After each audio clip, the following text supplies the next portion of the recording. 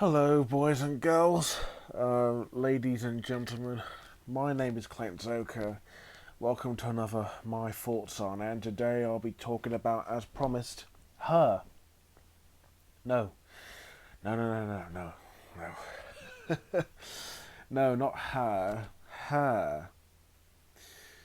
No, not her. Okay, this is directed by Spike Jonze, which has been getting critical praise. It's got It won, I believe, one Oscar, and I believe it got a couple of a couple, a couple of nominations. If you don't know who Spike Jonze is, he directed a few commercials in the US. I don't know about the UK. He directed a few. I think he directed a few music videos, mostly Fatboy Slim. I think, yeah. And as a film director, he directed Adaptation. He directed Being John Malkovich. And he directed one of my all-time favourite films, Where the Wild Things Are, which I still absolutely love. Here, this is called Her. This is set in a future where a lot of people have phones. Not like iPhones. I mean, these are different. There's also like AIs and all that. So instead of just open up the phone, looking for texts and emails that you want to delete, they have like invoice commands where you tell it to read this and delete that, or can you send an email or anything. This is for our main character. Our main character, Theo, who's played by Joaquin Phoenix, just got divorced from his wife, Catherine, played by Rooney Mara, and he's lonely. He has friends, of course. He's enjoying work, and I love the way that they he instead of typing up, because he works for a company that writes letters, and instead of doing that, he just says it for like a voice command or something like that to the computer. So that's quite clever. And then there's this CS. What is it? There's this like new program where they got these voices coming from this computer. So Theodore decides to download this program, and there's this new AI named Samantha, voiced by Scarlett Johansson, who's also her own person. As you can tell, these two get along fine. They start to get a growing relationship. And, there'll be some ups and downs on the way, but no matter what, these two love each other, and whew, Spike Jonze, I mean, I love Where the Wild Things Are, but here, damn, you can do a really great original movie. This movie is incredible. Although I think Where the Wild Things Are, execution-wise, is more powerful, this movie, however, is also so incredibly touching and just clever. The idea of all of this taking place in a futuristic world is genius.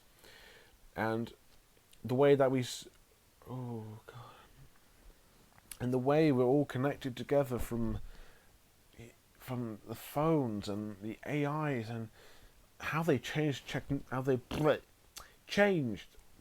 technology. Like, Spike Jonze, Jesus Christ, man, you're doing fucking great. This is incredible. Um, I like how there were a few things that are different from modern times in a way. Like, there's screens, there's oh god, there's so much. I mean, the way they present these new ideas is just fantastic. It shows that this could probably happen in the future, or not. It reminds me a lot of Wall-E in a way with the technology, if you think about it. This movie is also very relaxed and very nicely paced.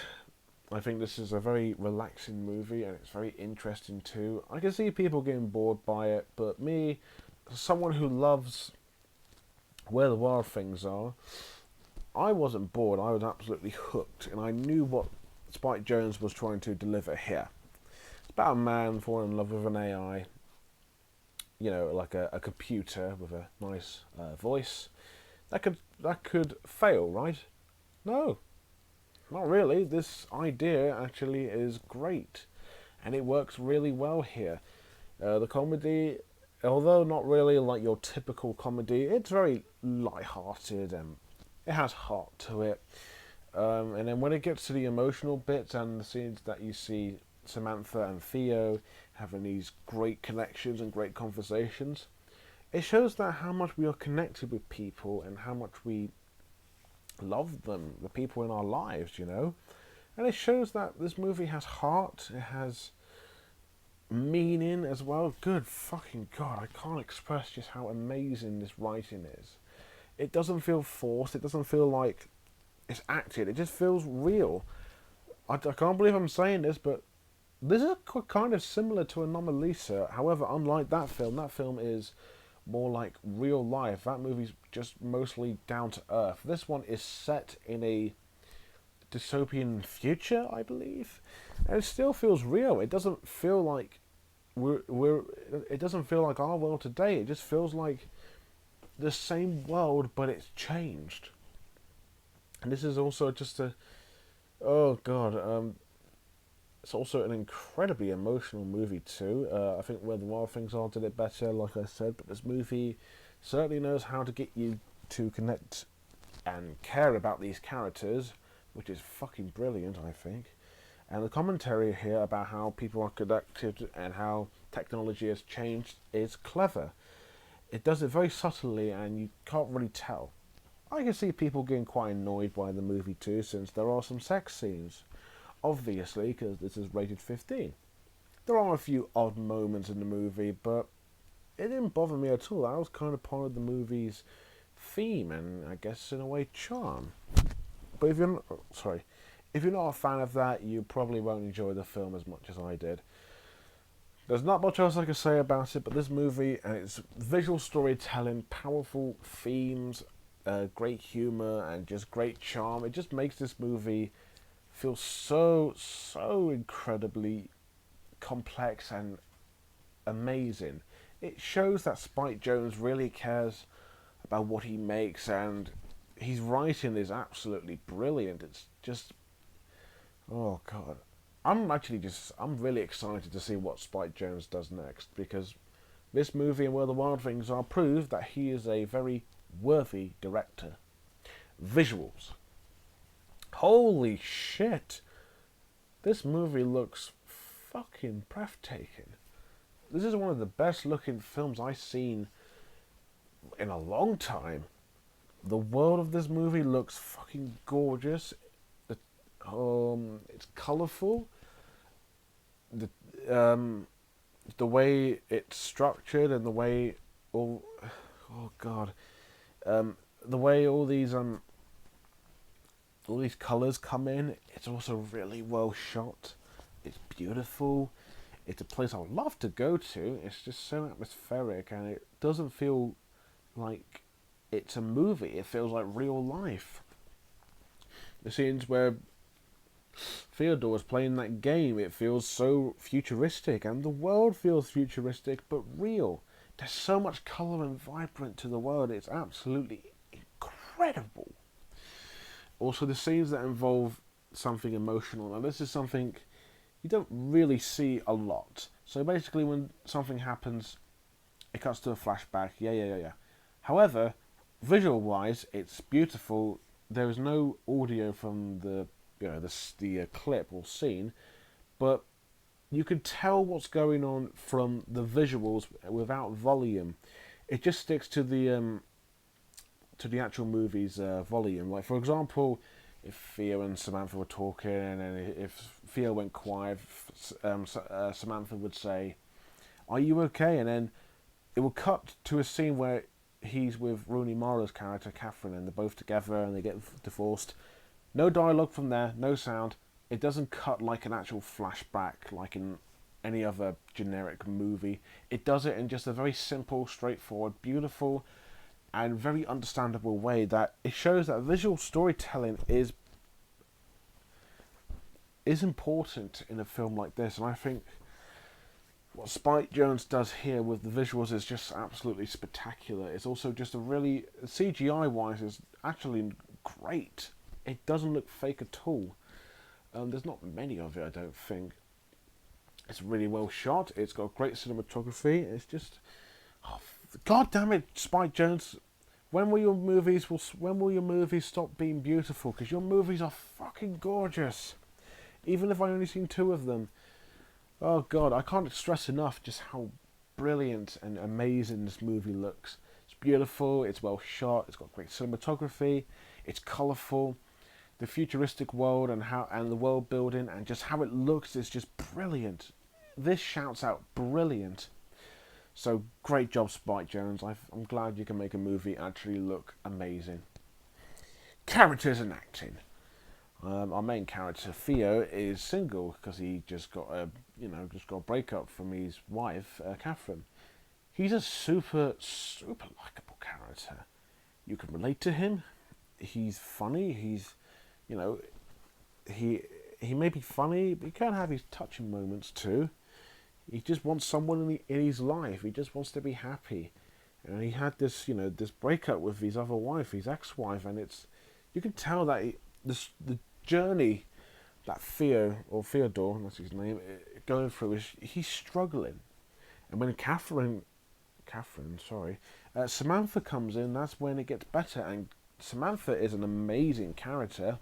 Sure, she's just a AI, but the chemistry between these two is real. Sure, if you can just hear her voice, you technically can't see her since she's in the computer and she's in Theodore's phone. It feels like they're two people having a conversation. It feels real, emotional, funny, meaningful, and it's so beautiful. It's very well done. Other characters, which include Amy, played by Amy Adams, who's also very charming and memorable, and her point in the movie is also incredible. She's also quite funny, and again, these characters are funny, genuinely. There's also his Theodore's ex-wife Catherine, who's not in the film for much long, but she is a key part to Theodore's life, and when she is in the one scene, it feels justified. It feels relatable. It feels, you can see where this movie's going, and you can see what they're doing with Catherine. Other characters I can't really think of. There's Paul, who's played by pre-Lego Movie and pre-Guardians of the Galaxy Chris Pratt, who's also got some good funny lines. Not many other characters I could think of, but the ones that do come into play into Theo's life, it makes sense. It does show that the themes of the movie are still strong and present, and it still doesn't shy away from tackling sex scenes and very heavy themes too. Yes, there's a lot of sex in the movie, but what makes these characters better is the acting. The acting is terrific. Joaquin Phoenix is just so down to earth and so beautifully wonderful as Theodore. Scarlett Johansson as Samantha is amazing. If I had a CSO computer AI, I would love to have her voice because she is so beautiful and she's having a great time with this movie and her performance is wonderful. Amy Adams is also amazing too. Everyone in the movie does a great job. Oh god. The writing is one thing, but the characters with their relationship troubles, how real they feel, and just how much of an impact they can put on people, and also thanks to some wonderful performances, the movie definitely feels like a world that we would belong in. A side note, the Moon Song, has 3 different versions. There's Karen O's, who did most of the music for Where the Wild Things Are, and then there's one with Scarlett Johansson singing. So how brilliant is that? If you haven't listened to the song, listen to it on YouTube. Actually, I don't know if I couldn't find the soundtrack for the movie, the score, but if you can find that, then take a listen. It is a truly beautiful score, and the song's just wonderful. Wow. And I thought Where the Wild Things Are was brilliant. Her is possibly one of the most original, incredible, relatable, and just flat out awesome films I've ever seen. The writing feels fresh and unique and original. It's a visually spectacular and just genuinely beautiful looking movie. It's very well acted, characters that feel just as real as us, and the themes and message feels genuine, and it's also quite funny, and it has heart and emotion to it. If you like Spike Jonze's other films, you'll love this movie. If you like typical art house films, you'll like this one. I wouldn't say this is for everyone, since most people are into fucking Avengers and Marvel and Star Wars, and sometimes now and again you just need that one good gem. Spike Jonze, I'm happy for you. And this movie didn't really make me cry. It did tear me up, but then there's one thing at the end. Oh god, they played this movie. Well, you know, at the end of movies they say, "This is for you," names since someone's passed away.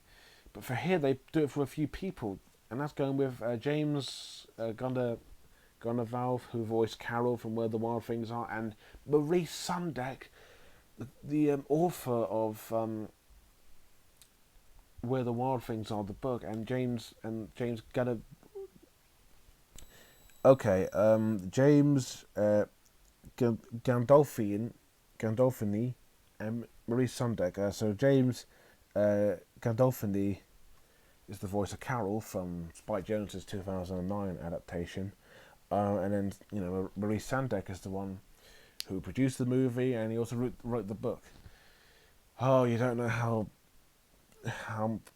that really touched me so deeply, because they were both part of Where the Wild Things Are, and they brought this movie to life, and so did James